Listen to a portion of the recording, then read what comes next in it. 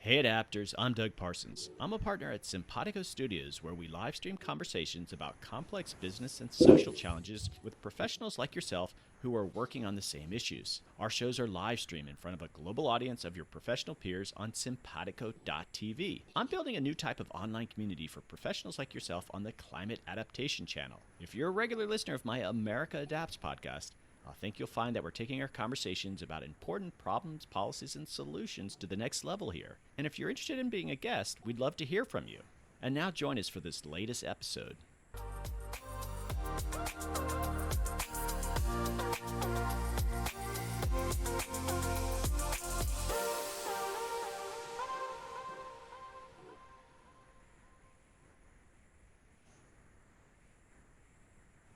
Hey adapters, welcome back. Today our returning guest is Ted Ridgway Watt. Ted is the CEO of Teraloop, developers of a revolutionary kinetic energy storage system that uses an innovative fusion of electromagnetic technologies. Ted's background is in electrical engineering and computational methods, and his previous appointments have included senior technology strategy roles with the governments in the United Kingdom and Jersey. Ted will introduce us to Teraloop's grid-scale energy storage system that can sustainably service niche markets difficult to address with current technology. It will talk about the flywheel's unique thin ring design and shares how this enables fast charging without upgrades, storing up to 10 times more energy than a solid flywheel. Hey Ted, welcome back to the show. Hi Doug, it's nice to be back. Well, Great to be back. Look at you, you're in a much different location right now, so let's just explain where you're at. Where are you? So I'm here at the laboratory in Helsinki in Finland. It's 9 p.m. in the evening, but I'm happy to be here for Simpatico and for the Climate Adaptation channel. I'm here in Teraloop's laboratory, where we make real all of the designs that we've done over the last few years. Well, this is a first on so many levels. The first that someone's been on location in a laboratory and just seeing all these equipment. So we at Simpatico are very excited to be doing this with you there. So I think we're going to have a few surprises as the episode unfolds. But you know what? I thought we'd start off with, like, what is a flywheel? Because we're going to talk about your technology, but generally, what is a flywheel? Okay. Well, a flywheel is just a way of converting one form of electricity or of energy to another. In our case, we turn electrical energy into kinetic energy. So it's, think of turning chemical energy into kinetic energy when you eat your breakfast and then you go for a cycle ride. The chemical energy in your body turns the energy into a rotation of a wheel. And that is what a flywheel is. They became popular over 200 years ago with my ancestor, James Watt, who used flywheels to stabilize the power of steam engines and actually harness power for the Industrial Revolution. And we're doing that 200 years later, but with modern technology.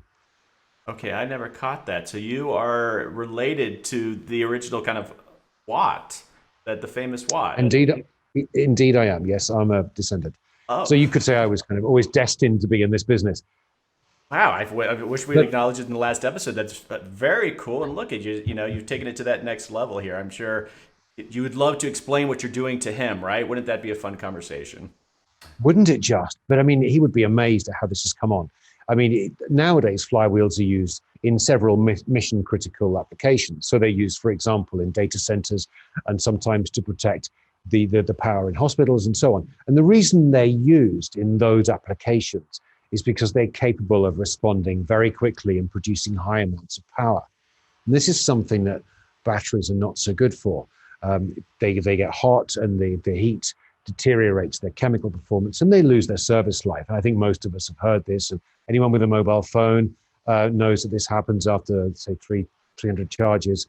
And with big lithium batteries, it might be 6,000 to 10,000 charges. But imagine if you're doing that, if you're charging and discharging the battery several times a day, the lifetime is decreased. So flywheels have got a real application where you're trying to manage power. And it's this management of power on a minute by minute or second by second basis that we touched upon in the last episode. And this is where the real challenge is. Now, the thing about flywheels is you can't really scale them. If you make a solid flywheel, the faster you spin it to get more energy, and those of you who remember your school days will know it's half mv squared, half the mass times the velocity squared. But the faster you go, the more outward strain there is. And the more strain there is, the more likely they are to fail. And what we've done with Teraloop is we've taken the solid flywheel and we've shaved away the inside. Now that might sound like you're missing the mass and you can't get the energy, but it actually means you're reducing the radial stress. And that means you can spin the thing very fast. And that means you can concentrate the stress around the outside of the flywheel, and it's very strong in that regime, in that stress pattern. So that's your Spinning flywheel. it faster. That's your flywheel That's our technology. flywheel. And you mentioned there's a limits Absolutely. on size too. Does that design allow you to make it bigger, or is there still a maximum size that you have to consider? Absolutely. Absolutely. I can actually give you a very quick glimpse, Good. if you don't mind, Yes. Doug, of our first prototype. So let me tell you, this is rather than a solid flywheel, it's a flywheel that's only a few inches in thickness, but the whole thing is 10 feet across. I'm translating into imperial units. So I'm just going to pan the mic over. So you can see here the edge of the flywheel. The rotor is only this tiny part at the edge, if you can see that. So it's really very thin. But using this technology, we can store from 5 to 10 times more energy per unit mass. And why is that important?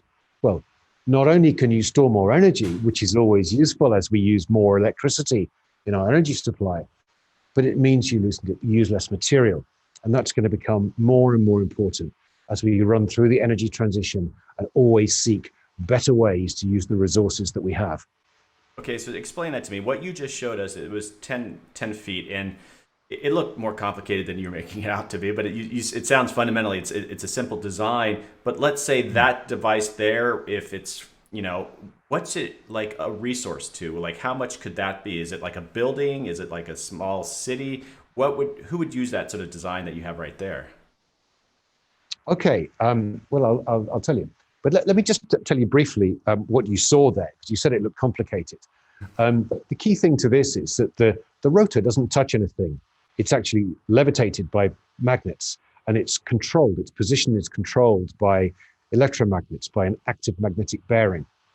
And then it's driven by a contactless motor, the kind of thing you would find in many modern high-end electrical motors and equipments, like the famous British designer who makes hair dryers and vacuum cleaners. So it's quite common technology. We've just plugged them together in an innovative way that means we've got a really special product. Now this 10-foot rotor, it could this is our prototype. We can't have megawatts of power in the laboratory because we have to consider the safety of our engineers. So this is just a few kilowatts of power.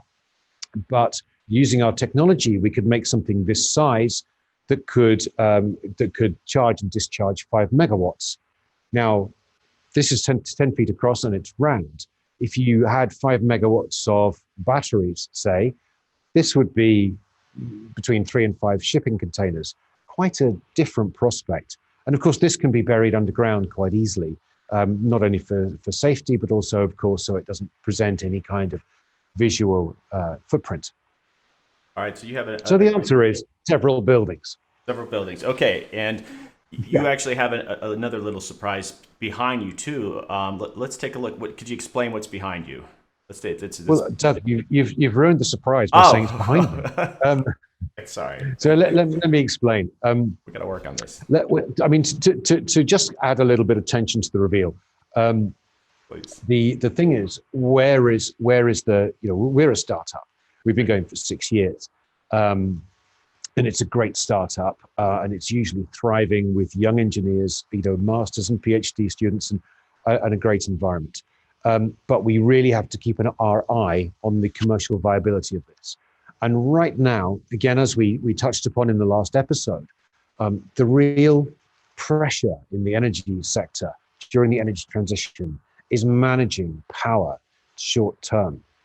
So whilst in the long term, we're going to build devices like this that are bigger and bigger and will harness the power of entire wind farms for hours and so on. That's not where the market lies at the moment. I want to say we touched on this quite extensively in the last episode. What we need now is something with a very high power density.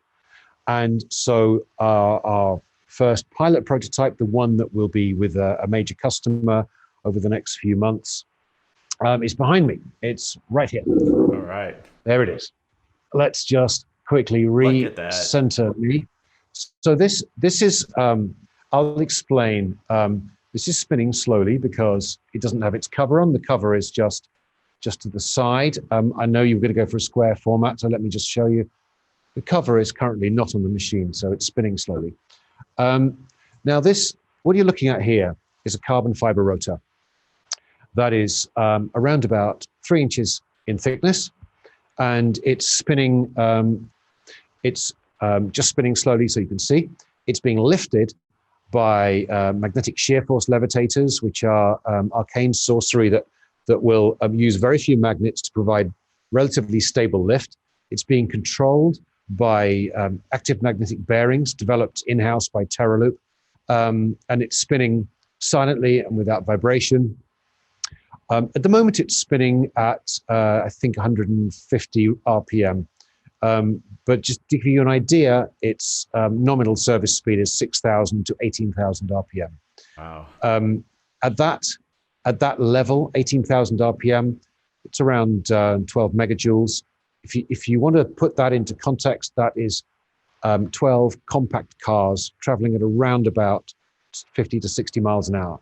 So there's quite a lot of energy in there as well. And the reason that this is attractive to the outside world and to our customers is because it's in a very small space. I mean, this is literally what, it's barely 2 feet across. It's just over 2 feet across, I think. So the whole thing sits in less than 1 square meter, and we can put a megawatt of power into that. Okay, so again, give me an example, like that particular product that you have, a client, who would use it in sort of what sort of situation? And is it pretty standalone that you can kind of bring it somewhere and it doesn't require a lot of maintenance? How does that all work? That's right. That's right. We can just hoist it up on a lift with the top on, and we can truck it somewhere, put it down, and works. So there are two uses for this. This one is actually destined to be used by a major engineering company, a power engineering company, and they've made a virtual power plant. So this is a collection of generating sources like solar photovoltaics or wind power, and an array of users, which might be light industry, it might be domestic customers and shops and so on. And the idea behind this virtual power plant is there's a control system that needs storage to match the supply and demand. And as part of that, you'll find that there's quite a lot of fluctuation during the day, and batteries just don't last that long. But if we put this is actually only 100 kilowatts, this particular device, this very one. But if you put that with a 1 megawatt battery, so 1/10 of the capacity of the battery, that could extend the battery lifetime by 20%. Wow. And the cost of this against the cost of the megawatt battery means it becomes an extremely interesting proposition. So the return on investment for that is less than 2 years. So that's why we're selling small devices like this. But the other area that this device will be used, or similar ones will be used, is in the area of electric vehicle fast charging, which is a fascinating and huge problem for our entire energy infrastructure and our transport and mobility in the future. And the reason for that is, Doug, I know we touched on this chatting after the last episode, but if anyone missed it, if you stand at a pump with a diesel or gasoline and you pull the trigger, the amount of energy in that fuel is such that you're pumping around about 35 megawatts into your car. Now, vehicle manufacturers start to get excited talking about 100 kilowatts. So we're addicted to molecules, to gasoline products, because the energy is so high. So when we start driving electric vehicles, and by 2040, nearly half the fleet in Europe will be electric vehicles, where is that electricity going to come from? I mean, fine if you're going to charge your car overnight, it'll cost you less than with diesel. But what if you want to drive 200 miles? What if you need that last 60 miles to get back home? People are still going to want to charge their cars when they're en route. And we can't just suddenly create a flow of 150, 200, 350 kilowatts in gas stations everywhere where there's currently a petroleum pump, because they're not wired for it. An average gas station has fuel pumps. Let's say it's got 10 fuel pumps. That's 750 watts each. So that's 7.5 kilowatts. Let's say they haven't been down and bought the latest LED lights and they've got 10 kilowatts of lights. And let's say they've got a small fast food outlet. An average size McDonald's, other brands are available, is around about 50 kilowatts. So you're talking about 60 to 70 kilowatts in total. One ultra fast charger for a car starts at 150 kilowatts. So it's dwarfing the infrastructure that's already there. So we have to find new ways to make the best use of the energy that can be delivered during a day. So this is the other huge area for us, finding innovative ways to manage the cheapest possible way to fill a car, to reduce queues at gas stations, to make sure that gas stations can stay open, that they have a viable business, and to make sure that the forecourt and the food court benefit economically as well, and that drivers ultimately are the winners because they're able to drive a car the way they do now, least cost, and most importantly, the least cost to the environment. Well, So those are the two areas. Well, I want to talk a bit more about the potential uses of this, and I just even sort of Sure. what you're sharing on your website and such. And so, electric vehicles is an area, but other areas of public transit. What do you have in mind? How could it be applied there? And I think electric buses or I mean, what are some of the kind of bigger modes of public transit are you thinking? Yeah. So the other two areas that we're looking at the moment, I mean, even for devices this size. So, by the way, I talked about a megawatt. So this is the 100 kilowatt device, and the megawatt device is the same, but this high. We're looking at actually some easier problems than electric vehicle charging, than private passenger vehicle charging. We're looking at ways that light rails, so metros and trams, streetcars can discharge energy as they brake, so use regenerative braking. That goes into storage off the track. And then when they need to accelerate again, they can use the power that was harvested during their braking phase. And that's used already, mostly experimentally, on rail systems from North America through Europe and China. So it's a nascent technology, but it's one that's particularly good for flywheels. Because if you imagine a pretty busy station, there's a station just north of central Helsinki, of downtown Helsinki, it's called Pasila. They have 720 trains a day. So that is 720 deceleration and acceleration events. And can imagine when we're talking about batteries, you're going to be shopping for a new battery pretty quickly if you just use a battery. Of course, flywheel technology is pretty much immune to the sort of hard power environment, the rapid charge and discharge and the frequent cycle events that you would find in that situation. And the power level's about right, between 100 kilowatts for a small to aid a small metro, up to about a megawatt or 2 megawatts for light rail. So this technology will be applicable in the next couple of years to that. So we're working already with operators of the infrastructure for light rail and metros, trams, to make sure that they can build this technology into their future energy-saving climate adaptation systems. The other thing you mentioned was buses. And buses, again, for us, they're great. They're very easy. We all know that the bus travels a long way during a day, but it's got a set route and it's got a set timetable. And that means we're able to predict where the bus will need that splash and dash, that 2-minute top-up charge that means it can keep running all day. So again, it's a very interesting area for us, and one that is applicable to devices not much larger than this. And help me visualize this because I'm still trying to figure out. There's the device; it's not very big at all. But like, let's say with buses or the trains, would it be on the bus, or the way the electrical system works? It's at strategic locations of a route or something. How does that work? Like, it doesn't actually carry it within like a bus, would it? No, Okay. No, I mean, Please. I mean, we have had flywheels in buses in the past. I mean, when I grew up, I vaguely remember buses in the 70s, 1970s, that is, Doug, before you question that, um, using flywheels to help to sort of to take some of the strain off the combustion engine. But no, we're talking about putting these at key points, key nodes within the energy infrastructure. That means you can make the very best use of that harvested power, that recycled power, because of course we we we recognize that actually you can optimize the way you store energy, and we can make better use of it if the energy from one train is perhaps used for another. If a train is stationary for 2 minutes in a station, we can already use the energy stored, recovered from it to do some to drive another train out. So I mean, normally with this what's called wayside energy storage, you're looking at strategic nodes within the local network where you can get the most value for money for the storage, the most efficient service from it. All right. I also So read. not on buses or trains. So it's just my ignorance of how the energy system even works.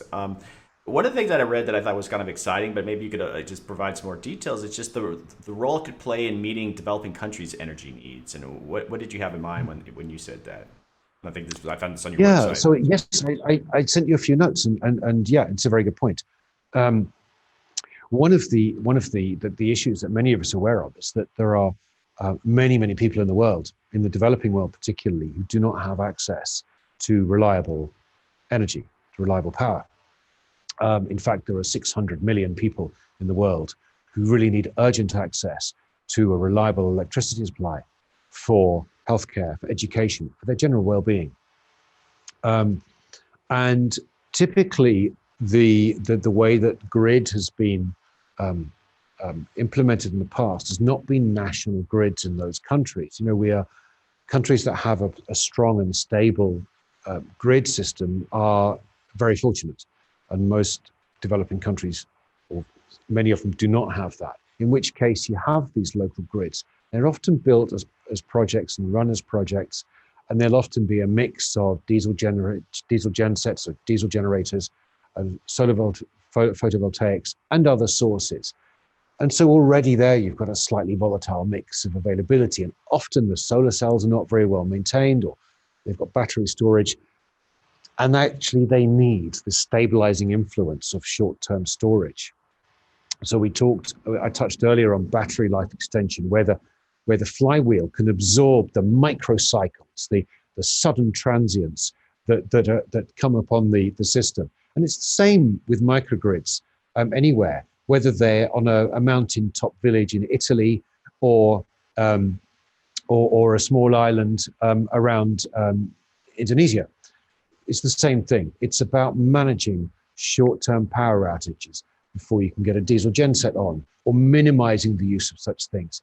So it's really become a very important part for us, and it actually runs through our DNA to make sure that our both our company and our aspirations and our products and services are as applicable to as many of the strategic development goals, the sustainable development goals as possible. So really looking to the future where we can um, get the most benefit to the biggest populations. Um, Technically, it's pretty much the same as we talked earlier about virtual power plants. It's about matching up supply and demand resources. Obviously, for us, it's a different business challenge. We need to look for project work that's funded in a different way. So we sort of go in two directions. You know, there's a part of our company that's chasing investment now, all ways to do it better and faster. We've done all of this on what is basically a shoestring budget in the energy industry, and at the same time, we're trying to get long-term project work that means that we can help out on really grand challenge problems that unfortunately result in continued poverty and poor standard of life. All right, so we're at actually the end of our episode here. It just blew by, but I just sort of want to end with you that you'd mentioned about investing a shoestring budget. What you're doing there, you are looking for investors now, sort of upscaling what you're trying to do. What's going on in that respect? Well, it's a fascinating business. I mean, it's difficult to get investment from utilities, who are the ones who should be investing, because they tend to be risk averse. So it's incumbent on startups like us to scrabble around and find the support we can. We've had great support so far from Yaskawa in Japan and from the European Commission, and we're looking to expand our shareholder base. So we do have an open round. Um, and anyone interested, please, come and find us and come and talk to me. And I think, there's a real possibility here for anyone who's interested to actually be able to shift the needle when it comes to the future of the energy transition. All right, but before we close out, I got a question from Mike. Is where can they contact you if they are interested? What's a good way to just kind of get a hold of you? Yeah, they can come through Teraloop's website, teraloop.com, or you can come through there, and we'll connect with you very gladly. Well, and we mentioned before, we have a wall that we create for this episode and all sort of links and everything. So we'll have, I'll ways. post something on the. I'll post something there. Excellent. Well, Ted, this is such a treat. It's so fun to chat with you, and in some ways, I just feel how complex the world is, and all these cool things that people are doing, and this technology that you're developing. It's just really cool, and I look forward to just sort of watching you guys progress, and hopefully we'll have you on again. Maybe there's another specific project you want to work on, but it's been a real treat to be able to interview you. Oh, Doug, do you know what I'd love to do? I'd love to show you. I'd love to have the pleasure of showing you our very first electric vehicle fast charging demonstrator. That would be amazing, because that will touch everyone over the next couple of decades. So what time frame do you think that might happen? Let's go for quarter 1 of next year.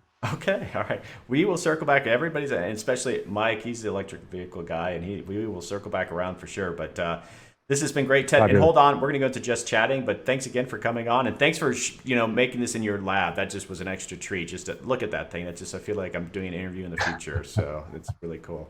Doug, it's been a pleasure. It's been a pleasure again. Thank you. All right, we'll be right back.